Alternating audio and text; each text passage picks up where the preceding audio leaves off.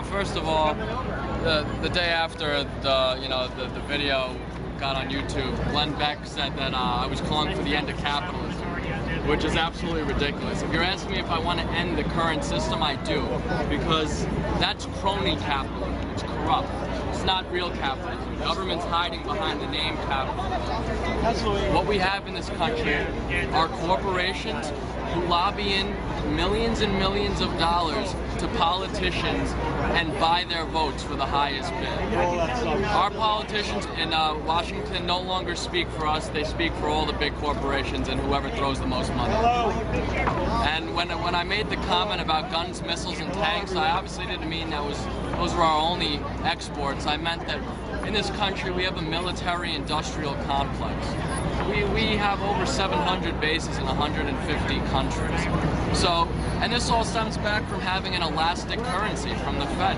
Congress has this idea that they could just keep spending trillions of dollars on these wars because they could just keep printing money to fund it. But what they're really doing is debasing our currencies and driving prices up, and the purchasing power of the people is going down, and that's what everyone really should be upset about. I think we should audit the Fed, find out where this money has gone, these trillions of dollars. We should bring the power of the purse back to Congress, and we should bring our currency back to sound money, backed by a commodity, preferably gold. In this country, I believe we no longer have a bipartisan system. We have people on both sides of the spectrum that only have corporate interests in mind. I consider myself a student of Austrian economics, which advocates saving as opposed to spending, which is something Mr. Bernanke believes in. If, to put it in the simplest terms, can you or I spend our way out of debt? We cannot. So how, on a broad, like when you broaden your view, how can the federal government spend their way out of debt? So, I'm also, I'm a libertarian. I believe that, we need less federal government and bigger state governments, because state governments are easy to influence. And America was supposed to, each state was supposed to reflect different policies of the people that they, what they believed in. If you didn't agree with something in one state, you can go to another state, and maybe they were more sympathetic to what you thought and what you believed. So that's what people need to realize. It's a lost idea that the founding fathers really wanted to make true.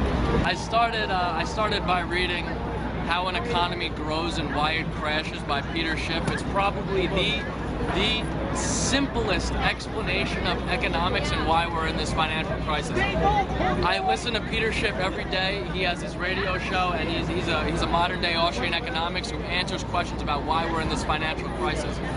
I've also done a lot of reading into the Austrian school, which are authors like Ludwig van Mises, Henry Hazlitt, Murray Rothbard, Lou Rockwell. So, I didn't learn this from watching TV. I learned this from going to alternate sources of media and, looking up the real truth about, why Congress would want this passed, or how does this really affect the crisis that we have going on. So, that's nothing you can learn on MSNBC or Fox News unless they do bring Peter Schiff on.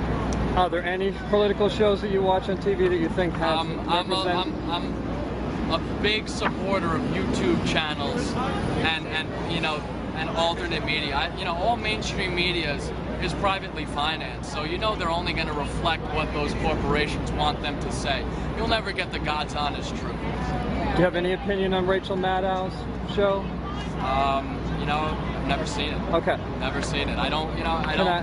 It's okay. A lot of people, I'll never watch Bill O'Reilly's show. I don't believe in anything he says. It actually angers me.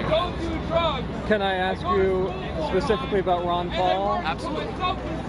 Is he someone you support? Absolutely, I support Ron Paul.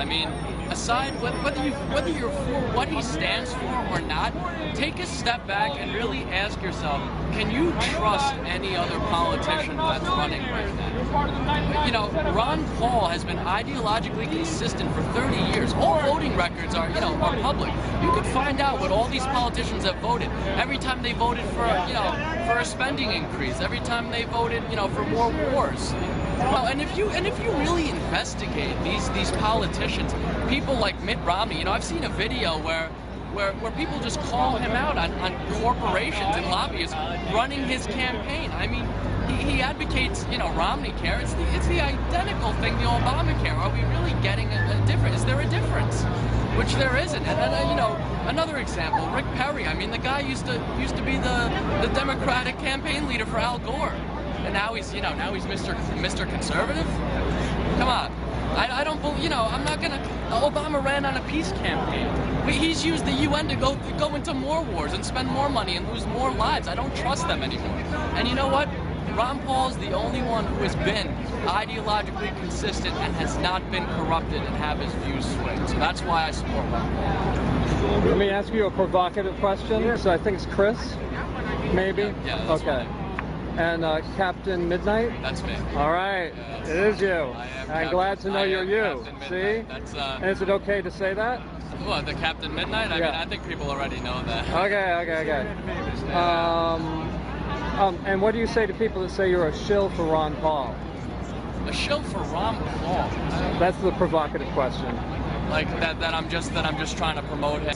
Is really just a reflection of the libertarian and Austrian economic message, which is what I studied.